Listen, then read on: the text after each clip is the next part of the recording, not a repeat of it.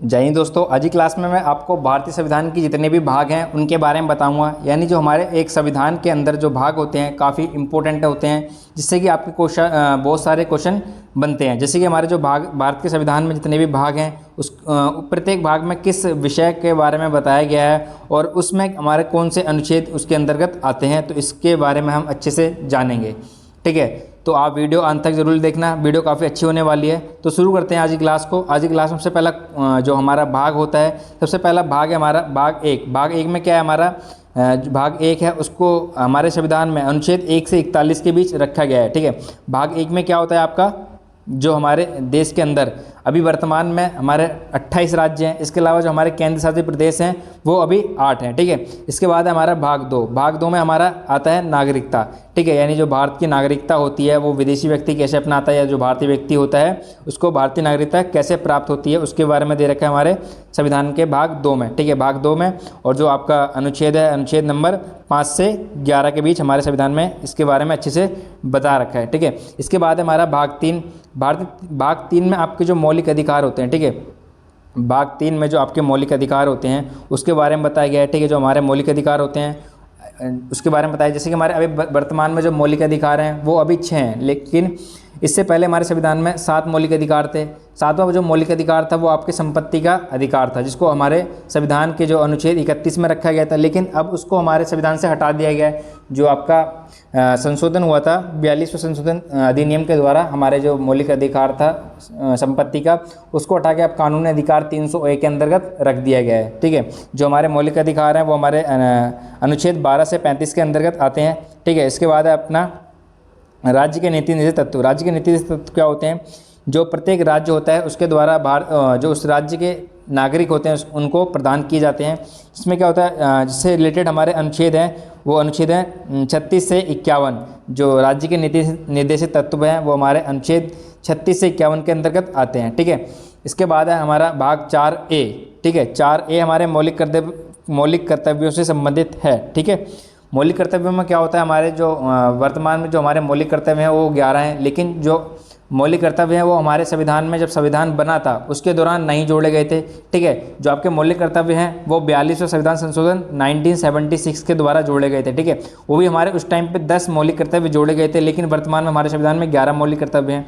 तो आपको पता होगा जो 11वां मौलिक कर्तव्य है वो हमारे संविधान में 86वां संविधान संशोधन 2002 में हुआ था, उसके दौरान जोड़ा गया था। ठीक है, जो मौलिक कर्तव्य 11 है उसके अंतर्गत होता है जो 6 से 14 वर्ष का जो बच्चा होता है उसको जो राज्य होता है या उसके माता पिता के द्वारा जो प्राथमिक शिक्षा होती है वो दी जाती है। ठीक है, जो हमारे मौलिक कर्तव्य होते हैं उनको हमारे संविधान के अनुच्छेद 51A के अंतर्गत रखा गया है। ठीक है, इसके बाद है हमारा भाग 5। भाग 5 में आपका जो संघ सरकार होती है, ठीक है, संघ सरकार यानी जो केंद्र सरकार होते हैं, इसके आपके कार्यपालिका हो गई, कार्यपालिका, संसद, इसके अलावा आपका राष्ट्रपति की विधायी शक्तियाँ हो गई, संघ की न्यायपालिका होगी और भारत का नियंत्रण एवं मालिका परीक्षण हो गया। ठीक है, इन सभी को हमारे संविधान के भाग 4 में रखा गया है। जो हमारा भाग 4 है वो हमारा जो सबसे बड़ा भाग है वो माना जाता है, क्योंकि इसके अंतर्गत हमारे जो 100 से अधिक, ठीक है, 100 के आसपास ही अनुच्छेद आते हैं। ठीक है, यानी जो हमारा सबसे बड़ा भाग है वो भाग नंबर 5 है। ठीक है, इसके बाद आपका अगला करते हैं। अगले में आपका दे रखा है भाग 6। भाग 6 में क्या आपका राज्य सरकारें आती हैं। राज्य सरकारें के अंतर्गत क्या होता है आपका, ठीक है, भाग 6 में आपके राज्य सरकारें आती हैं। राज्य सरकार में आपका साधारण और कार्यपालिका, राज्य विधानमंडल और इसके अलावा आपका राज्य की विधायी शक्तियाँ हो गई, राज्यों के उच्च न्यायालय हो गए। ठीक है, यानी जो प्रत्येक राज्य में आपके जो राज्य का विधानमंडल हो गया, ठीक है, और राज्य के उच्चतम न्यायालय हो गए और उसके राज्य की जो कार्यपालिका होती है वो सभी आते हैं। ठीक है, जो हमारे भाग 6 को अनुच्छेद हमारे 152 के अंतर्गत रखा गया है। ठीक है, अनुच्छेद 152 के बीच। ठीक है, इसके बाद करते हैं अगला। अगले में आपको दे रखा है भाग 7। भाग 7 में क्या हमारे जो राज्यों से संबंधित पहली अनुसूची होती है वो उनको रखा गया, लेकिन जो हमारे वर्तमान में जो भाग 7 है, भाग 7 को हमारे संविधान से अब हटा दिया गया है। ठीक है, जो हमारा भाग 7 है उसको अब हमारे संविधान से हटा दिया गया है। तो आई होप आपको ये पता होना चाहिए। इसके बाद है हमारा भाग 8। भाग 8 में आपका होता है जो संघ और उसके राज्य क्षेत्र होते हैं। ठीक है, जो भाग 8 होता है उसके अंतर्गत हमारे संघ और राज्य क्षेत्र होते हैं, यानी जितने भी संघ यानी केंद्र सरकार और जो राज्य सरकार के जितने भी अपने आपसी संबंध होते हैं उनको हमारे संविधान में भाग 8 में रखा गया है। ठीक है, जो अनुच्छेद है हमारे उन अनुच्छेद को राज्यों संबंधित जो अनुच्छेद हैं वो हमारे 339 से 239 से 242 के अंतर्गत हमारे संविधान में रखा गया। ठीक है, इसके बाद है आपका भाग 9 काफ़ी इंपॉर्टेंट है, जो आपका 73वां संविधान संशोधन हुआ था 1992 में। ठीक है, 73वां संविधान संशोधन जो हुआ था आपका 1992 में, इसके द्वारा हमारे संविधान में पंचायत समिति का गठन किया गया था। ठीक है, पंचायत समिति को जो हमारे संविधान में अनुच्छेद 243 से 243 डी के बीच रखा गया है। ठीक है, इसके बाद है हमारा भाग 9A में हमारा नगर पालिका। ठीक है, नगर पालिका हमारे संविधान में संशोधन के द्वारा जोड़ी गई थी। नगर पालिका को हमारे संविधान संशोधन हुआ था 1704वां। ठीक है, 74वां संविधान संशोधन हुआ था, उसके द्वारा हमारे संविधान में नगर पालिका को जोड़ा गया था। यानी जो शहरों में क्या होता है आपका नगर पालिका होती हैं, और जो ग्राम होते हैं, गाँव होते हैं, उनमें आपका पंचायतें होती हैं। ठीक है, इसके बाद है हमारा भाग 9C यानी 9B, जिसको 9 खा भी बोलते हैं। ठीक है, 9B में हमारे जो सहकार्य समिति होती हैं उनके बारे में अच्छे से वर्णन किया गया है हमारे संविधान के भाग 9 में। ठीक है, इसके बाद है भाग 10। भाग 10 में हमारा अनुसूचित जातियां और जनजातियां से संबंधित हैं। ठीक है, भाग 10 में क्या होता है, हमारी जो अनुसूचित और जातीय क्षेत्र होते हैं उनको रखा गया है। इसके बाद है हमारा भाग 12। भाग 12 में आपका वित्तीय संपत्ति, इसके अलावा संविदाएं और वाद विवाद जो भी होते हैं उनको हमारे संविधान में भाग 12 में रखा गया है, जो अनुच्छेद हमारा 264 से 301 के बीच रखा गया है। ठीक है, जिसके अंतर्गत आपका वित्तीय हो गया, ऋण लेना हो गया, संपत्ति, संविदाएं, अधिकार और बाध्यताएं और वाद विवाद जितने भी होते हैं। इसके अलावा जो संपत्ति का अधिकार होता है, ठीक है, जो आपका संपत्ति का अधिकार होता है उसको हमारे संविधान में अब एक कानूनी अधिकार के रूप में मान्य कर दिया गया है। लेकिन जो हमारा ये संपत्ति का अधिकार था वो पहले हमारा एक मौलिक अधिकार था। ठीक है, आज की डेट में इसको हमारे संविधान में 301 के बीच रखा गया है। तो ये काफ़ी इंपॉर्टेंट क्वेश्चन है, एग्जाम में कई बार पूछा जाता है। ठीक है, इसके बाद है हमारा भाग 12। भाग 12 में हमारे दे रखा है भाग 13।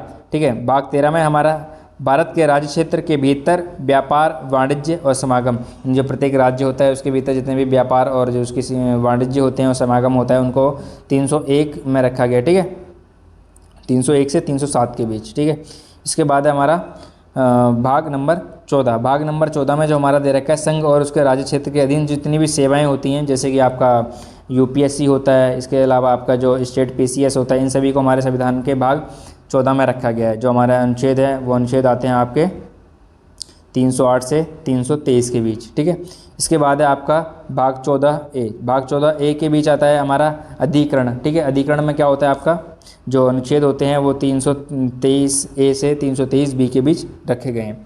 इसके बाद है आपका निर्वाचन। ठीक है, निर्वाचन यानी जो हमारा जो चुनाव आयोग होता है उसको हमारे संविधान के भाग 15 में रखा गया है। ठीक है, जितने भी इलेक्शन होते हैं हमारे संविधान में हमारे भारत देश में जितने भी इलेक्शन करे जाते हैं वो चुनाव आयोग के द्वारा कराए जाते हैं। जो चुनाव आयोग है उसको हमारे संविधान के भाग 15 में रखा गया है। जो अनुच्छेद हैं वो 324 से आपके 329A के बीच हैं। ठीक है, इसके बाद हमारा भाग 16। भाग 16 में क्या होता है आपके जो कुछ वर्गों से संबंधित विशेष प्रावधान होते हैं, जो हमारे देश में जो ST SC जो OBC जो नागरिक होते हैं उनको सरकार क्या करती है, विशेष रूप से कुछ छूट देती है या तो आरक्षण प्रदान करती है। ठीक है, इस प्रकार के जो भी हमारे संविधान में प्रावधान है उनको भाग 16 के अंतर्गत रखा गया है। जो हमारे अनुच्छेद हैं उनको 330 से 342A के बीच रखा गया है। इसके बाद हमारा राज्य की भाषाएँ। राज्य की भाषा में क्या होता है आपका राज्य में आपका जो अनुच्छेद है 343 से 351 के बीच हमारे संविधान में राजभाषा को रखा गया है। ठीक है, आई हो आपको अच्छे से पता होगा। ठीक है, इसके बाद है हमारा अगले भाग में हमारा जो भाग है भाग नंबर 18 आता है। ठीक है, भाग नंबर 18 है हमारा, काफ़ी इम्पोर्टेंट है ये भी भाग है आपका। भाग 18 में आपके जो आपातकाल होता है, आपातकाल से संबंधित प्रावधान होते हैं। ठीक है, हमारे जो देश में इमरजेंसी लगाई जाती है वो 3 प्रकार से इमरजेंसी लगाई जाती है। ठीक है, सबसे पहले हमारा राष्ट्रीय आपातकाल। इसके बाद जो राष्ट्रीय आपातकाल होता है उसको हमारे संविधान में 352 अनुच्छेद के अंतर्गत रखा गया है। इसके बाद 356 होता है राष्ट्रपति शासन जो लगाया जाता है, अनुच्छेद 356 के द्वारा लगाया जाता है।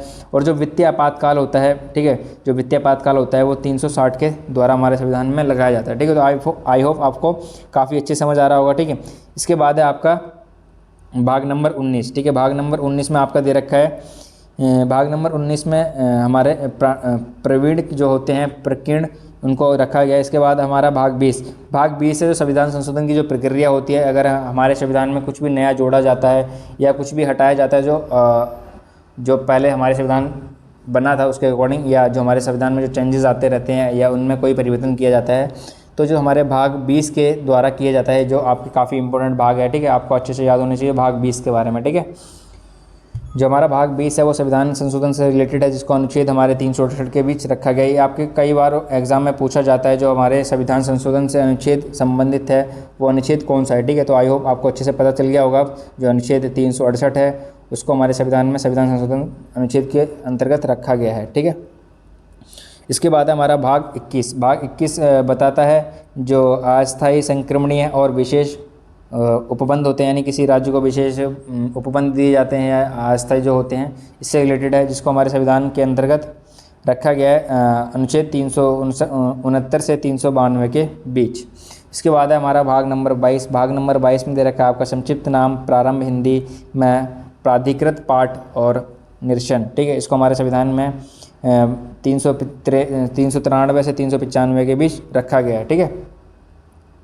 तो आज मैंने आपको इस वीडियो के माध्यम से जो हमारे संविधान के जो जितने भी भाग थे उन सभी को अच्छे से समझा दिया है, ठीक है। तो आई होप आपको अच्छे समझ आ गया होगा, ठीक है। अगर आपको अच्छे समझ आया वीडियो तो लाइक ज़रूर करना, ठीक है। तो अच्छे समझ आ गया, ठीक है। इसके बाद जो हमारे संविधान में जितने भी भाग होते हैं वो आपको एक बार फिर बता देता हूँ, ठीक है। जो हमारा संविधान जब बना था उस दौरान हमारे संविधान में 395 अनुच्छेद थे। इसके अलावा जो हमारे भाग हैं अभी वर्तमान में वो हमारे 12 भाग हैं, ठीक है। तो अगली वीडियो में एक नए टॉपिक के साथ मिलेंगे। तो आई होप आपको वीडियो अच्छी लगी हो तो कमेंट में ज़रूर बताना।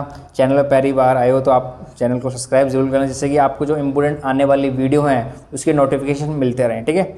तो मिलते हैं आप अगली वीडियो में। जय हिंद, जय भारत।